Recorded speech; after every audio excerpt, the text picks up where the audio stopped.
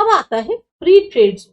Free trade zone एक ऐसा area है जहां पर रिस्ट्रिक्शंस लगाए जाते हैं इंडस्ट्रियल यूनिट्स पर, जो भी वो हटा दिया जाता है।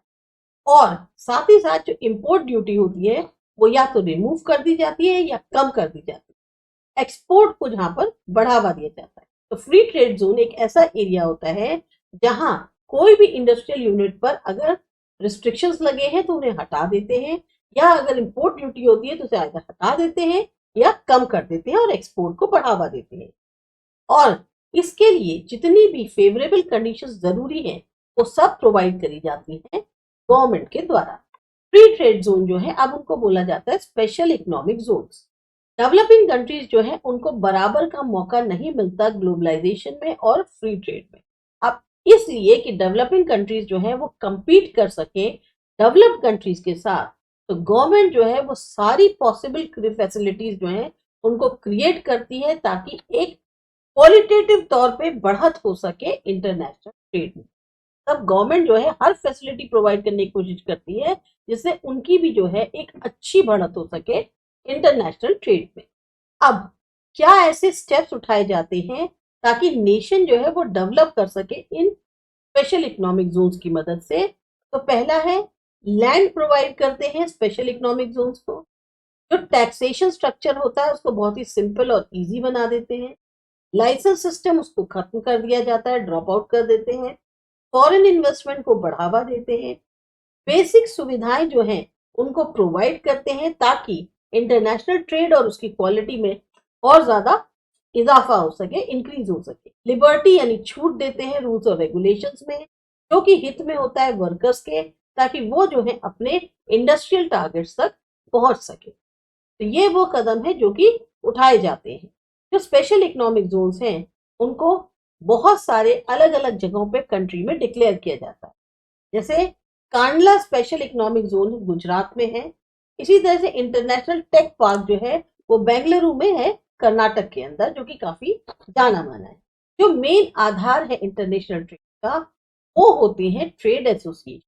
कुछ ऐसे ही ट्रेड एसोसिएशन जो हैं वो ग्रुप ऑफ कंट्रीज जो हैं जिसमें एक जनरल पैटर्न होता है ट्रेड का, वो साथ में काम करती है। ज्यादातर जो वर्ल्ड ट्रेड है वो करा जाता है इन्हीं जो एसोसिएशंस हैं इनकी जैसी समझ है उसके अकॉर्डिंग वो जो है वर्ल्ड ट्रेड काम करता है। मेंबरशिप जो है इन एसोसिएशंस की डिपेंड करती है तीन: डिस्टेंस, ट्रेडिशनल रिलेशंस और जियोपॉलिटिकल कोऑपरेशन इनका आपस का कैसा है उस पर जो है इनकी मेंबरशिप निर्भर करती है। अब देखते हैं अलग अलग ट्रेड एसोसिएशंस दुनिया की कौन सी है। जो डिफेंसिव रिस्ट्रिक्शंस है किसी भी नेशन के, वो खास तौर से इकोनॉमी में जो है एक उल्टा प्रभाव डालते हैं। कंट्रीज जो इन एसोसिएशंस को ज्वाइन करती हैं उन्होंने जो है इन रिस्ट्रिक्शंस को कम कर दिया है ताकि ज्यादा से ज्यादा उनका ट्रेड जो है वो फास्ट हो और फायदेमंद हो। इन्होंने एक काफी स्मूथ ट्रेड पैटर्न डेवलप किया है, ट्रेड रिस्ट्रिक्शंस को हल्का किया है, ढील दी है उसमें, खासतौर से कुछ प्रोडक्ट्स पर, या फिर उनको बिल्कुल ही हटा दिया है। नतीजा क्या हुआ? एक हेल्दी कंपटीशन की शुरुआत हुई और ग्लोबल ट्रेड जो है वो काफी उसको बढ़ावा दिया गया। कुछ ट्रेड एसोसिएशंस जो हैं अब वो कौन सी है उसके बारे में देखते हैं। सबसे पहले आ गया आपका आसियान। आसियान क्या है? Association of south east Asian Nations. Thailand, Myanmar, Laos, Vietnam, Cambodia, Malaysia, Brunei, Singapore, Philippines और इंडोनेशिया, ये जो है के साथ जुड़ी हुई है कंट्री। ईयर एस्टेब्लिशमेंट का क्या था? 8 अगस्त 1967। तो कंट्रीज इसके साथ जुड़ी हुई है वो है Brunei, Indonesia, Malaysia, Singapore, Thailand, Vietnam. Headquarter Jakarta Indonesia में है। मेन ऑब्जेक्टिव क्या है? इकोनॉमिक ग्रोथ को बढ़ाना, कल्चरल डेवलपमेंट को, पीस और रीजनल स्टेबिलिटी को बढ़ाना। ट्रेड जो होता है वो agricultural production, rubber, palm oil, paddy, coconut, coffee, mineral, coal, copper, liquor, mineral oil, natural gas, इन सब में जो है इनका ट्रेडिंग होती है। दूसरा आता है Commonwealth of independent states, CIS। Establishment हुआ था 8 दिसंबर 1991 में। जो कंट्रीज जुड़ी हुई हैं वो है Armenia, Azerbaijan, Belarus, Kazakhstan, Kyrgyzstan, Moldova, Russia, Tajikistan, Turkmenistan, Ukraine और उज्बेकिस्तान। हेडक्वार्टर इसका मिन्स्क है, बेलारूस में।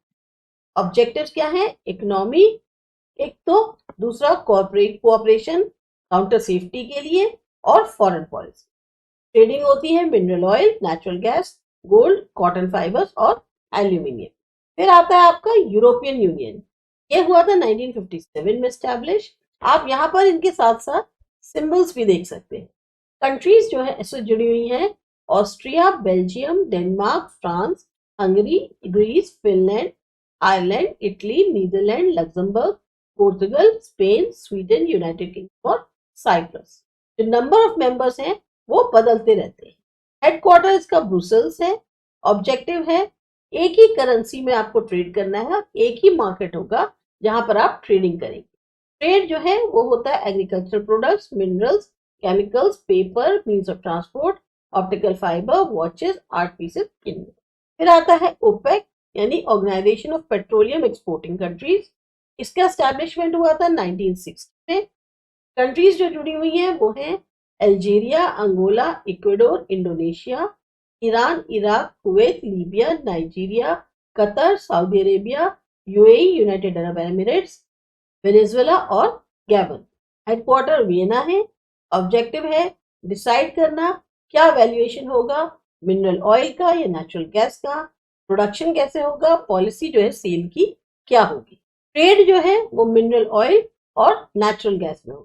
फिर आता है SAARC, South Asian Association of Regional Corporation. ये स्टैब्लिश हुआ था 5 दिसंबर 1985 को।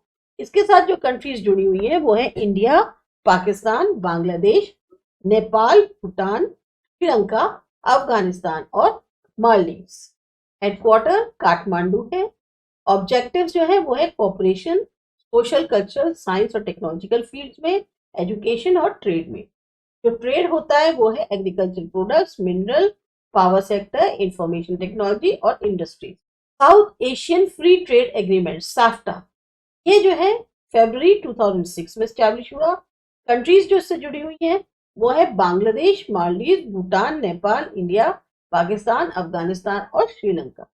मेनली ऑब्जेक्टिव है रिड्यूस करना टैक्सेशन जो इंट्रा रीजनल ट्रेड है उसके बीच। ट्रेड जो है वो agriculture products, mineral, power sector, information technology और इंडस्ट्रीज में होता है। अब देखते हैं कंट्रीब्यूशन क्या है वर्ल्ड ट्रेड ऑर्गेनाइजेशन का इंटरनेशनल ट्रेड।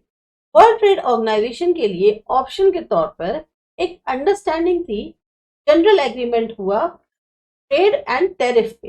ये एक ट्रेड एंड टैरिफ एग्रीमेंट हुआ गैट 1947 में, ट्रेड और टैरिफ को लेकर, खासतौर से इंपोर्ट ड्यूटी। शुरुआत में ये जो अंडरस्टैंडिंग थी ये 23 कंट्रीज के बीच। कई सारे ऐसे प्रोविजंस और प्रिंसिपल जो है इंटरनेशनल ट्रेड एसोसिएशंस के, उनको वापस ले लिया गया या बरकरार रखा गया। ऑब्जेक्टिव्स जो गैट का था वो मेनली जो है प्रियम्बल में मेंशन किया गया है। मेन जो ऑब्जेक्टिव माने गए हैं गैट के वो थे कि आपको डिस्क्रिमिनेशन जो एक भेदभाव होता है ट्रेड रिलेशंस में, खासतौर से नेशंस के बीच में, उसको रिमूव करना, रिड्यूस करना या खत्म करना इंपोर्ट या ड्यूटीज, या रिमूव करना जो और ऑब्स्ट्रक्शंस लगाए रखे ट्रेड में, और मार्केट अवेलेबल करना डेवलप्ड कंट्रीज का, ताकि जो इंडस्ट्रियल प्रोडक्ट्स हैं डेवलपिंग कंट्रीज की उनको सेल किया जा सके।